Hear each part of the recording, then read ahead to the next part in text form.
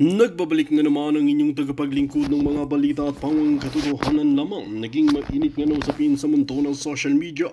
Talaga naman na agad nga siniba ni Kuting ng Norte ang mga men in uniform, mga general na kontra sa kanya. Dito nga natin makikita matapos nga nilang magbitiw at sinabi nilang handa nga nilang tulungan ang taong bayan at ang batas na talagang papatalsikin ang mga korap na mga opisyales na kahit nga si Kuting ng Norte na ito, kahit kasama ay talagang aaksyon nga ang mga generals. Ngunit dito nga natin makikita na talagang inunahan na naman ni Kuting ng Norte at tinanggal ang mga general at iba pang mga men in uniform sa kanilang posisyon nang sa ganoon ay hindi na sila makakontra. Ang nakakalungkot pa dito ay tinanggalan ng mga benepisyo.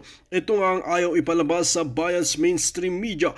Kaya naman ngayon ang taong bayan na lamang ang nagsasalita at pinagtatanggol ang mga general na ito matapos nilang ibigay ang kanilang buhay sa bansang Pilipinas paglingkuran ang bansa natin. Ngayon nga ay sa pamumuno lamang ni Kuting ng Norte ay gustong iluklok ang mga korap na mga politiko at mga opisyales sa bansa natin at ayaw niya ng matitinong mga opisyales. Ito nga ang tila nakakalungkot na katotohanan. Kaya naman talagang sigaw ng maraming netizen na dapat na talagang umaksyon at gumalaw dahil umaabuso na nga itong si Kuting ng Norte at ginagamit ang kanyang kapangyarihan para sa ikasasama ng bansang Pilipinas. Well mga kaibigan, para nga sa karagdagang impormasyon, panoorin nga natin ang buong video. At kung bago ka pa lamang sa aking channel, huwag kalimutan i-click ang subscribe button at notification bell para lagi kang updated sa ating mga bagong video.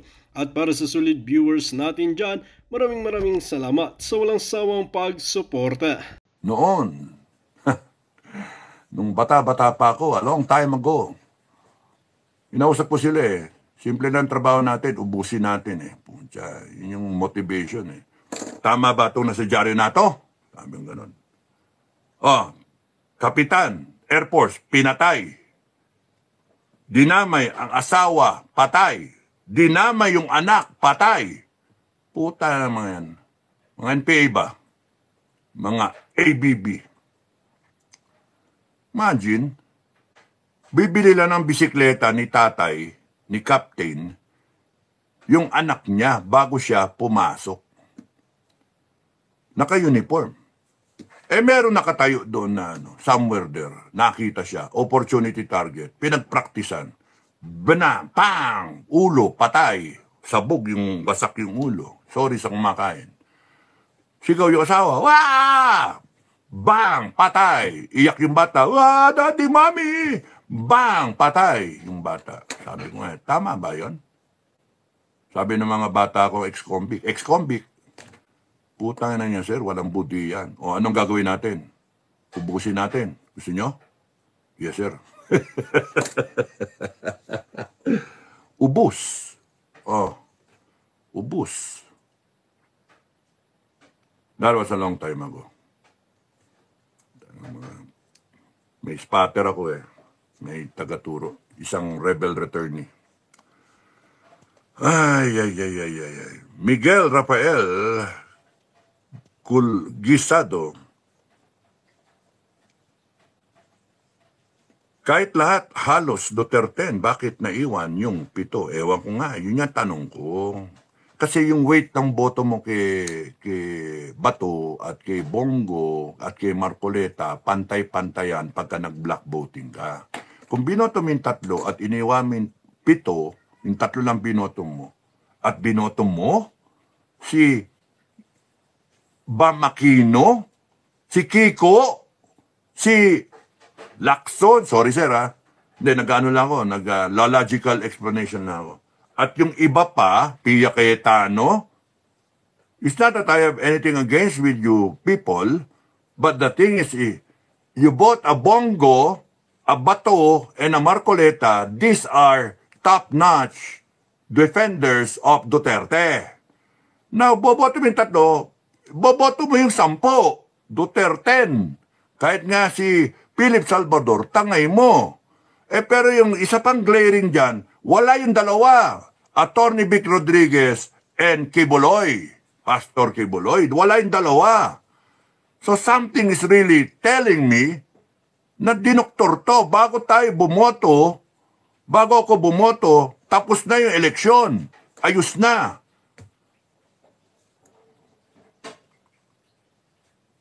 732.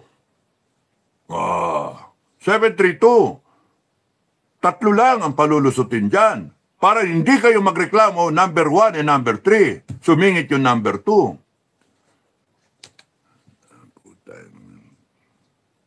In-endorse ng INC, nothing against the INC, in-endorse ng INC, basically halos lahat yung pumasok. In-endorse ng INC. Dadalawang milyon, 5 milyon yung INC. Ilan yung Duterte supporters? 32 milyon. Yung bumoto kay Inday, hanggang ngayon nandiyan pa sila. Di nila iboboto yung Duterte? Impossible eh. Kahit yung 5, at least yung 5. Pero yung other 5, ang ano doon, matitino rin eh. Kaya nga binoto ko eh. Kaya nga nag-Duterte nga eh. Ay, nako. Kaya nga something's wrong. Pre-arrange na yung resulta na eleksyon. Nasa inyo yun, tanggapin nyo o huwag nyo tanggapin. Pero nakakapikon, nakakagalit. Maraming nag-comment na Duterte, pero nasaan na yung Duterte? Nawala yung 7. Ang layo pa. Ang layo. Sana man lang pumasok sa 12, 13, 14, 15, 16. 12, 13, 14, 15, 16, 17, 18, 19. Pasok sana doon. 13 to 19. Kasi pumasok yung mga final winners ngayon. Paano nangyari yun? Sa surveys, ang layo. Sa rally, ang layo. Kitang-kita yung diferensya. Kita niyo sa Cebu? Inamag sila dun. Sa Mindanao, inamag sila dun. Pahiya sila. Even dito sa Luzon. Nilalangang sila. Even na may katapat na ayuda. Pero bakit nagkaganon? Yun yung pre-arrange na. Kaya nga wala na akong tiwala sa computer. Na elections. Hindi na walang tiwala. Mano-mano. Kahit Jurassic tayo, mano-mano. Kasi sa Pilipinas, hanggang hindi nyo nababago natin yung ugali ng pandaraya, dapat mano-mano tayo. Balik na tayo sa dati. Yung dagdag bawas lang ang mo dun. Ang kalaban mo dun, yung di ba, we went through with that, brown out, para ganun, switch, ganun. Flashlight kagad yung mga watcher. Mas okay pa yun mano-mano. Pero yung ganito, bumoto ka, ang ganda ng tanggap ng makina. Tinignan ko pa yung akin. Inisa-isa ko. Okay. All okay. Tiniklop, nilagay nun. Paano yung transmittal? Yun yung problema Paano kung pag-transmit, may ibang nag-ooperate na makina na intercept? Puta na. Time out! Intercepted! Patay kang bata ka. Paano na? Pagdating doon, number 1 ang Bongo. Uy, very good. Sino number 2? Bam Aquino. Number 3, si Bato. Uy, very good. Ano nangyari doon sa iba? Yung 7 nalaglag na. Si Marcoleta, 8 muna naging 6. Ewan ko, final yata 5. Naputya. Pumasok na si Camille Villar at si Aimee na tinaas ni Inday. Ba't hindi pumasok yung 7 na tinaas din ni Inday? Yun yung question mark. Kaya Comelec, kahit anong sabi ninyo na malinis yung halalan, perception-wise, ako mismo as a Filipino citizen, ang tingin kong mga walang ya kayo, dinaya nyo kami. Yun yung sa akin. Mga walang ya kayo. At sa impyerno nyo, I promise, God, as my witness, I promise, impyerno nyo lahat pagdudusahan yan. Forever and ever in a lake of fire. Pagsisihan nyo. Mga walang ya kayo. And no amount, I'm invoking it already, sa impyerno nyo pagdudusahan yan. Mga walang ya kayo. Pati kayo mga mandaraya, lahat kayo. Sa impyerno nyo lahat pagsisihan yan. Kaya hindi na ako papatay ng tao. Baka mamaya makita-kita tayo sa impyerno. Anong ginagawa mo rito? Putang ina, pinatay ko yung tao. Ini-JK ko yung tao. Putya na, sa impyerno rin pala yung mapupunta yung ini-JK mo. Magkita-kita tayo. Hiramin ko yung tinidor ni Satanas at sasaksakin ko kayo, mga walang niya kayo. Miguel Rafael Gisado, thank you sa comment. Sam Bali, correct po sir. Annalyn Malaga, I voted straight sir. Kaya nga eh, ang dami ninyo nang ko-comment na ganyan eh. Nasaan po si, sino yan? Piang. Chris Pipata, andito na naman ang troll. Uy, sino? Sinong troll? May Nanay Rutitay DV, may ginawang manipulation sa Comelec machine. Ang nakakanganga pa ay, wow, pasok si Lito Lapid. Alam nyo, may explanation dyan yung aking isang kaibigan na kausap eh. Sabi ni Sir, si Lito Lapid, kaya pumasok yan. Kasi isa, in-endorse yan ni Panday. Ni Coco Martin, isa yon. Pangalawa, si Lito Lapid, kung papansinin niyo si Lito Lapid, over those years na senator siya, wala siyang posisyon. He did not take a positive or a negative view on any issue. Wala, ganun lang siya. Kaya, ang taong bayan, ito pa, alternative, si Lito Lapid, tested na yan. Walang posisyon. Kaya lumitaw eh. Maganda palang strategy yon eh. Wala kang posisyon on any hot issue, wala lang. Tahimik ka lang. Abstain. Ayan, lumabas pa eh.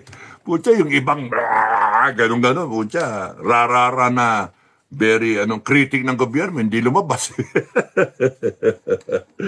Naklanto ko kaya. Imagine, Lito Lapid. And we will spend for him. You see the irony there? We vote for people because we are willing to spend for the allowances and MOOE of these people. Mind you, meron pa yan na resolution number 10. Sa tingin nyo, yung binoto nyo ngayon, yung lumabas dyan, si Ping Lacson ang author ng resolution number 10, binoto ng taong bayan. Oh my God!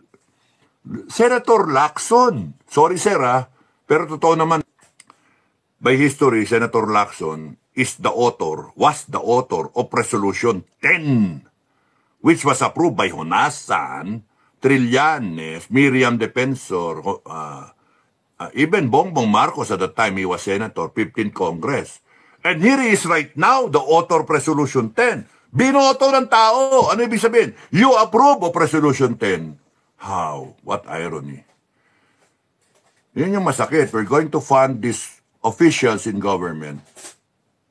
And the Comelec, somehow, somewhere, committed this irony, this tragedy.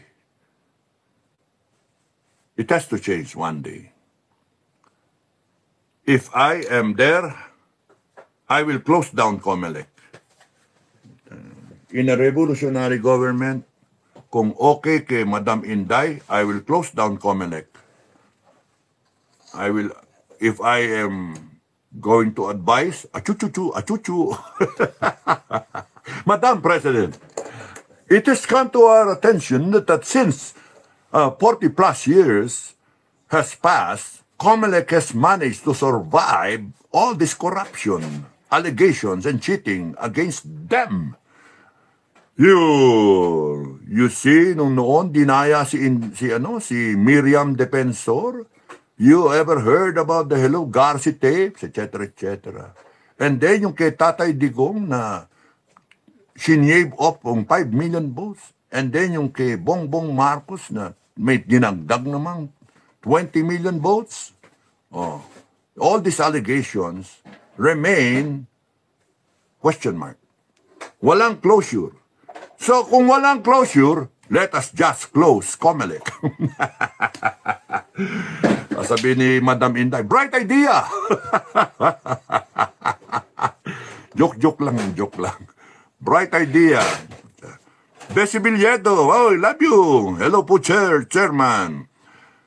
Duterte, 10 po binoto ng nakakarami. Alam na this po. O nga eh. Kaya nga eh. Bakit ganon? Domingo Blas, agree very much 100%. Mami maingay ho, nadidinig kayo. Crispy Pata, D10 kami. O nga eh. Frederick Mosquito, ipa-manual counting kaya, Kap Dado. Somebody has to start it, somebody has to file a complaint, and then somebody has to fund the money. And ako, I don't care eh. Even if hirap na tayo, just for closure, just to I want a declaration that yung boto nito ngayon, kunyari, umikot ang gulong, reckoning na, shutdown kayo, putragis kayo, bang, sarado kayo. Ha? Tapos noon, buksan ang balota, magganap tayo ng volunteers na bibilang, properly, bilangin lahat yan. Puta ng mga makina yan. Pagka napatunayan ko na dinaya niyo yung boto, wala ng automated elections, panay manual na. Hanip kayo. Hanip kayo. At lahat ng kakontsaba dito, no? Malalaman natin. Yari kayo, bitay kayong lahat. Ninakaw nyo ang future ng Pilipinas eh. Ninanakaw ninyo eh. Dapat dyan, bitayin kayo talaga in public para hindi na kayo pamarisan, para in the future, wala na. There's a statement of the Filipino people na hindi na kayo pamarisan. Mga hinayupa kayo. Ginagawa nyong babuyan eh, ang ating eleksyon eh. Pabobotohin nyo pa kami, dadayain nyo lang kami. Mga hayop kayo. Ginagago nyo kami. Palilitawin nyo, kunwari, Bongo number 1, tapos babawasan nyo rin. Nantokwa kayo, nagkamali kayo. Tapos nun, tatlong palalabasin nyo sa 10. Ang boto naman ng tao, 10 sabay-sabay. Lumabas nga yung 11, 12 eh. Nang walang niya kayo.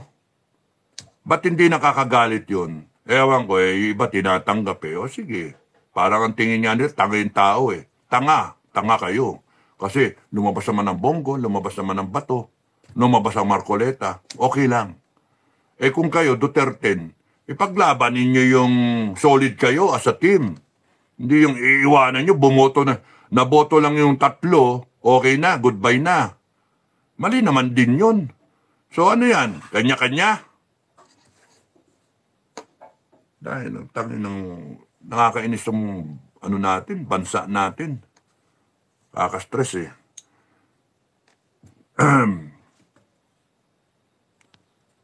Ganun lang, pag kami manual counting yan, somebody has to file a complaint and then it has to be approved by COMELEC. Right now, it won't matter, if we have a revolutionary government, it will matter. I will have it counted manually. I will have it counted. Even it will take 1 year, I will have it counted so that we can declare a closure. 2025 election was cheated. The people were cheated and this is the actual results. So that makikita ko sino talaga ang totoong karapat-dapat nanalo hanggang sa party list. Puta na, gulat ako. Talo ba yung Epanaw? Epanaw? BG? Paano nangyari yun? Ha? Paano nangyari yun? Milyon-milyon yung FGF eh. Paano nangyari yun? Oh. Ako'y nasaan ko nga, panalo yung mista ako eh. Nasaan ko nga na si Bukay uupo eh. Dahil ano yan? Nasaan ko, panalo si Doc Lorraine eh. Love you. Nasaan ko, pati si Eric Celis eh, upo eh. Ano nangyari? Puta pa relay cleaning. Ano nangyari? Kaya nga ito I want it counted. Manual, lahat. All 68 million. I want it counted. Yung sa akin.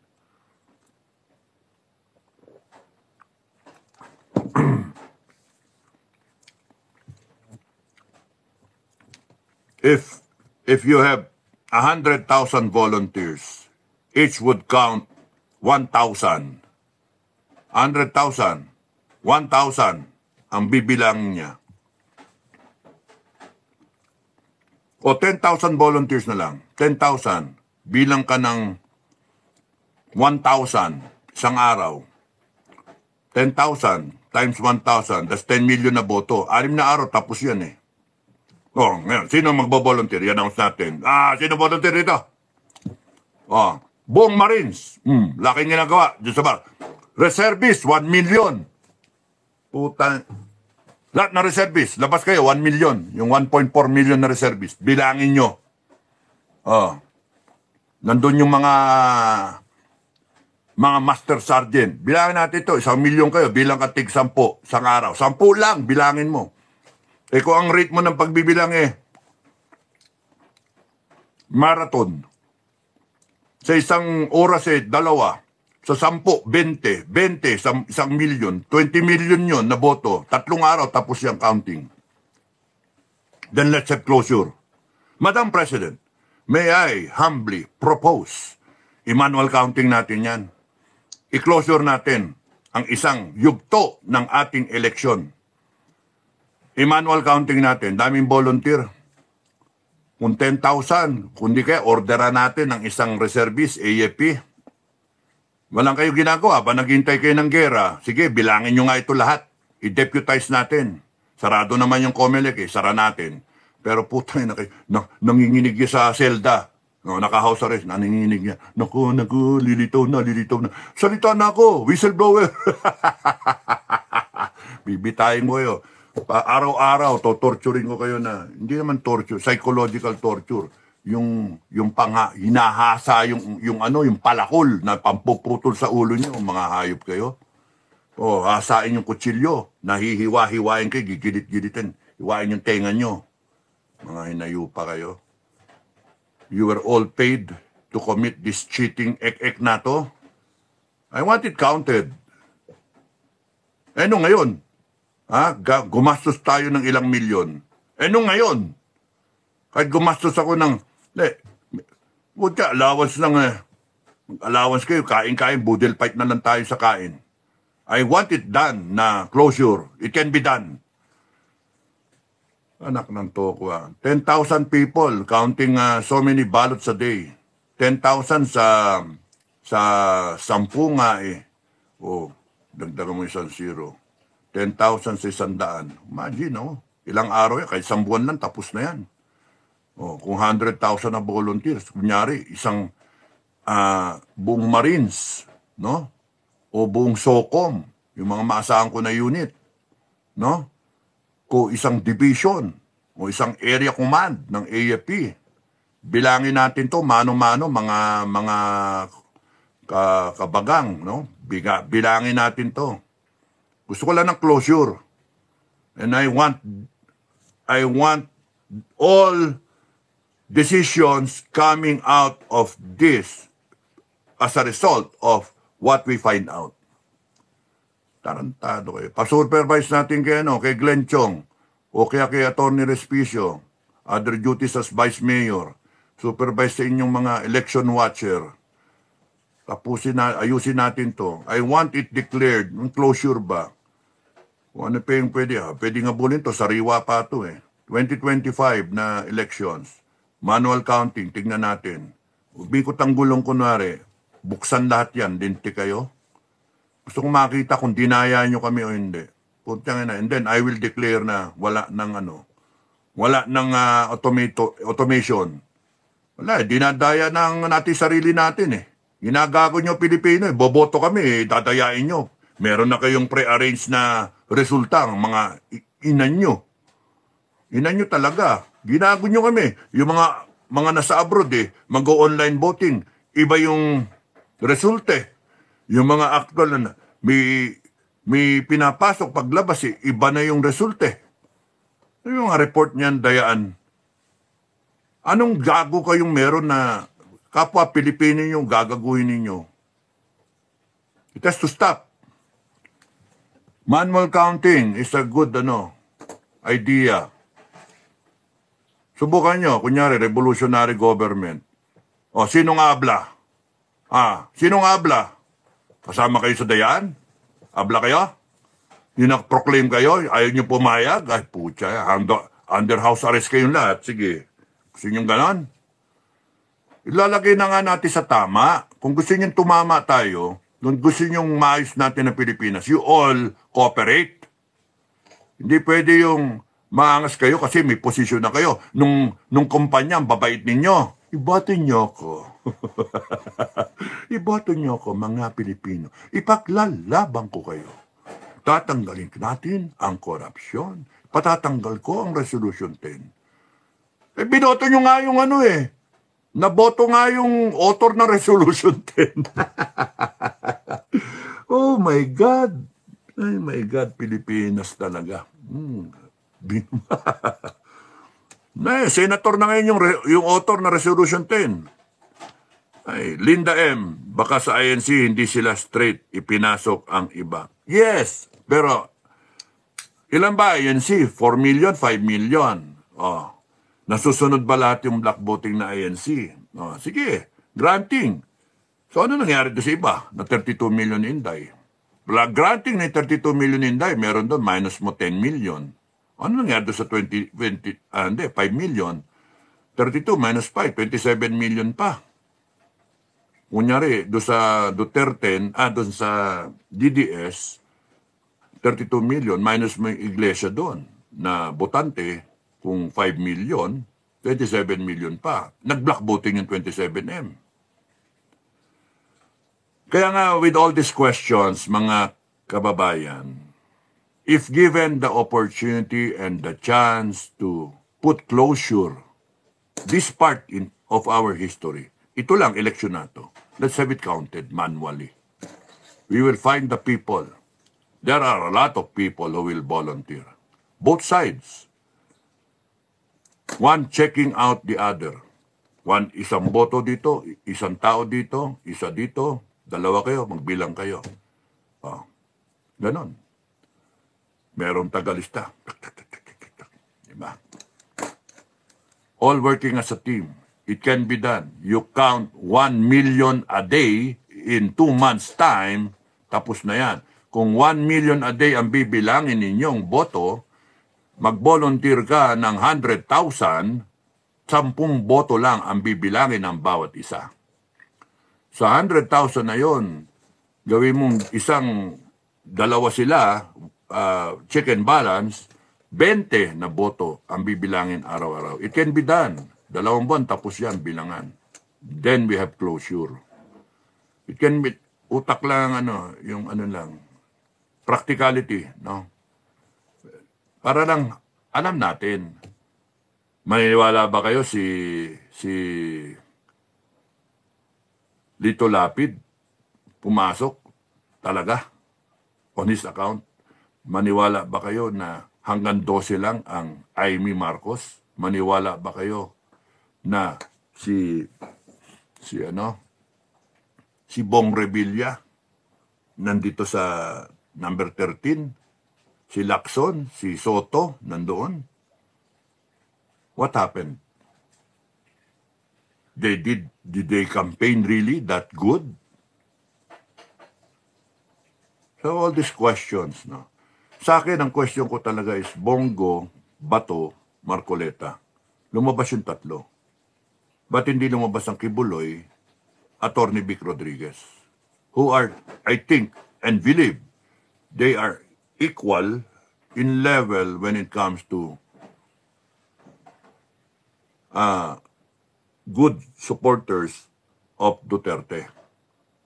Inday or Tatay Digong. So, ano nangyari? And yung iba, kasama naman lagi, nagsasalita rin. Duterte nga Yun yung strategy. It's supposed to be a hate vote. It is a protest vote.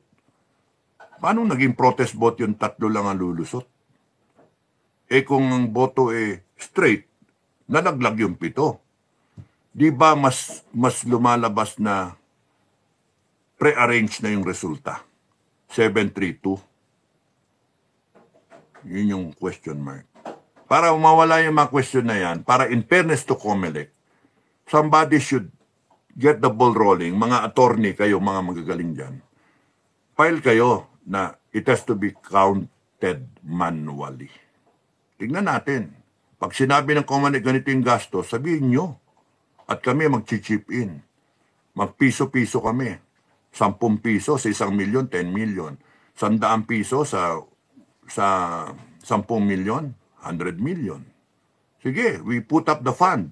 Let's have it counted. Yun yung lakas ng taong bayan. Is a waste of money? No. It is our future. Yun yung sa akin.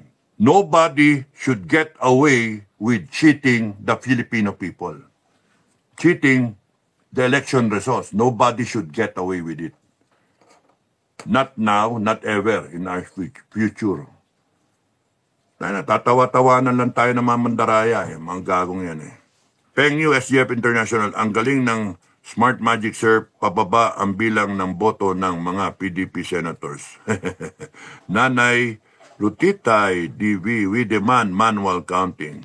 Dapat nga, yun na sabihin nyo, kulitin nyo si Glenn Chong, sila Attorney Respicio at yung ibang natalo na attorney.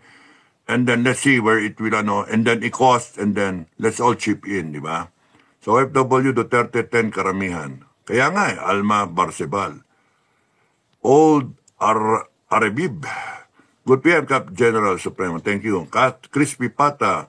Peng Yo, may troll dito na nag-hide sa mga messages. Sam Bali. Si Garcia dapat singilin sa dayaan na yan. Ba't ang taas ng nagpwestos ni Bam, Kiko at Lapid nakalusot pa? Pengu SFGF International. PI ka, Garcia, kung nabibigyan ako ng pagkakataon ako mismo magtatanggal ng kuko niya. Frederick Mosquito, Rodriguez, Lambino, Kibuloy, Bondok, antibay niya nasaan ang boto nila. Ginawa na dati yan kay Glenn Chong. Hay, Lambino, magaling si Lambino, binoto ko siya. 10 nga eh. Kibuloy, Bondok. Pengyu, SGF International, Copy, Crispy Pata, Miguel Rafael Gisadio, hindi na nakakatuwa. Correct. Emma Melendres, good evening, Chairman, watching from South Cotabato, Mindanao. Kamusta kayo sa taga South Cotabato? Pinas kong mahal, sir, nakaprogram daw sa makina yung pinili ni Lisa na gusto niya ilalabas at manalo yan. Ang usapan nila ay kay Garcia. Ito ngayon ang problema. Why do they get away with it? Why will they get away with it? Tangin ng mga yan. Putak ng mga yan. Tapos yung PNP tsaka AFP, you will stand by it. Protect the people, di ba? Protect the Filipino people. Are you protecting na yung boto ng taong bayan dinadaya? You are instruments of this conspiracy. That's why nakakagalit. Kaya dapat taong bayan, pag-isipan nyo, tatanggapin nyo ba o hindi nyo tatanggapin yung pambababoy na ginagawa. Yun lang ang tanong ko sa inyo. Bago kayo matulog, pag-isipan nyo. Ilang araw, lilitaw naman yan, and then from there, you decide if you will become a leader, you stand up for your families. If not, then the Filipino nation will go down. Because every election, ganyan ang mangyari. 2028, daya yan. Maniwala kayo. Inday Sara,